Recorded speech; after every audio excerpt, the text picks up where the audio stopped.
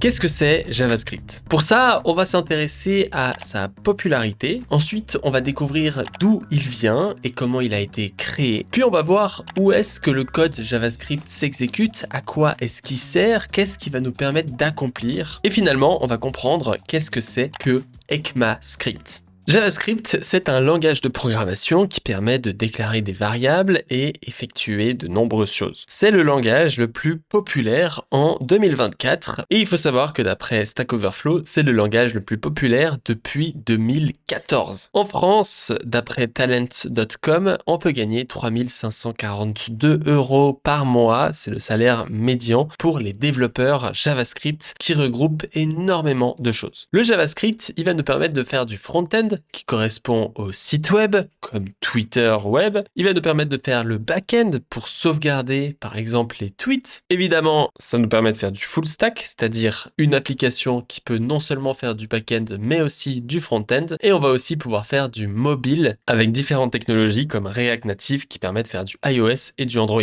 JavaScript a été créé en 1995, de base sous le nom de LiveScript par Netscape. Et de base, c'était juste un langage qui fonctionnait sur le navigateur, c'est-à-dire Chrome qui est actuellement le plus populaire. Mais depuis 2009, il y a eu la création de Node.js, un outil qui permet de transformer le JavaScript en un langage qui est compréhensible directement par ton ordinateur sans passer par ton navigateur. Ce qui nous a permis de créer des serveurs back-end qui peuvent être exécutés sous Linux, Windows ou macOS. De la même manière, ça nous a permis de créer des adaptateurs afin de pouvoir porter et déplacer le code web sur du mobile avec notamment Cordova qui était à l'époque le plus populaire. Donc JavaScript nous permet de faire des applications web, il va nous permettre même de créer des jeux vidéo, de créer des command line tools. Il y a beaucoup d'outils que tu utilises sur Bash qui sont faits en JavaScript, mais aussi des applications mobiles et finalement des API back-end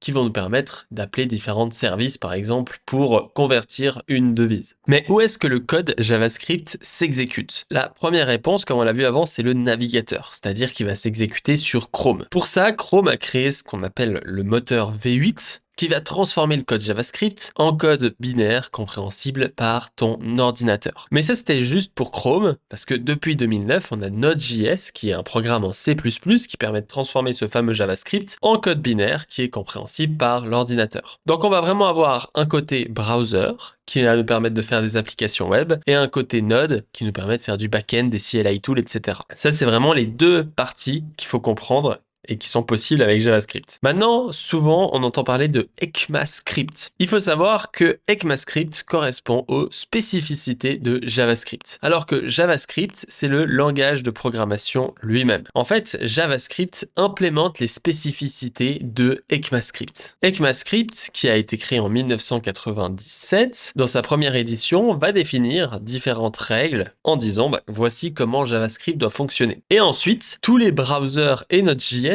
viennent implémenter ces fonctionnalités. Donc, quand ECMAScript rajoute par exemple le array.isArray, il y a Chrome, Edge, Firefox, Opera, Safari, Android Chrome, Opera Android, Safari iOS, Deno et Node.js qui vont devoir implémenter cette feature. C'est-à-dire qu'ils vont devoir modifier leur code source pour venir implémenter la feature définie par ECMAScript. Une petite démonstration JavaScript. Il y a deux manières, comme on l'a vu, d'exécuter le JavaScript. Le premier, c'est de prendre n'importe quelle application web, de faire clic droit sur un site web. Par exemple ici Excalibro, mon outil de présentation, je fais clic droit et ici je peux cliquer sur Inspect qui va venir m'ouvrir comme ceci le debugger.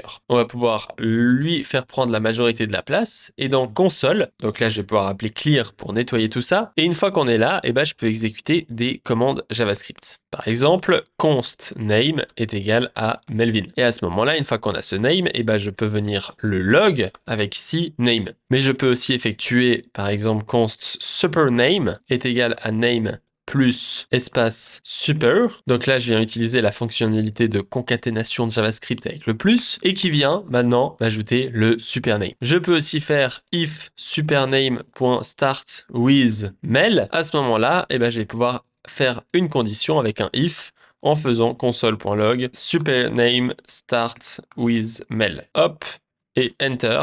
Et si je n'oublie pas de parenthèse, on peut voir que ici ça ne fait pas la log, alors que si je viens remplacer le mail ici avec une majuscule, et bah boum, on peut voir qu'il y a la log. Ça c'est vraiment le premier moyen d'exécuter du JavaScript. On peut ensuite aller dans le terminal. Et donc ici, tu vois que j'ai ouvert un terminal. Sur macOS, tu peux ouvrir l'application terminal qui ressemble à ça. Et si tu installes Node.js, donc ici avec nodejs.org, et ici tu vas dans Download et tu peux download avec différentes manières Node.js. Ici, si on va sur Node.js Download, on va pouvoir installer la version soit avec Brew ou avec tout ce que tu veux. Et une fois que c'est fait, tu vois que là, je suis dans mon terminal, je peux faire Node, et à ce moment-là, je rentre dans Node.js directement sur ma console. Et donc, je peux encore une fois créer name est égal à Melvin. Ensuite, je peux faire console.log de name.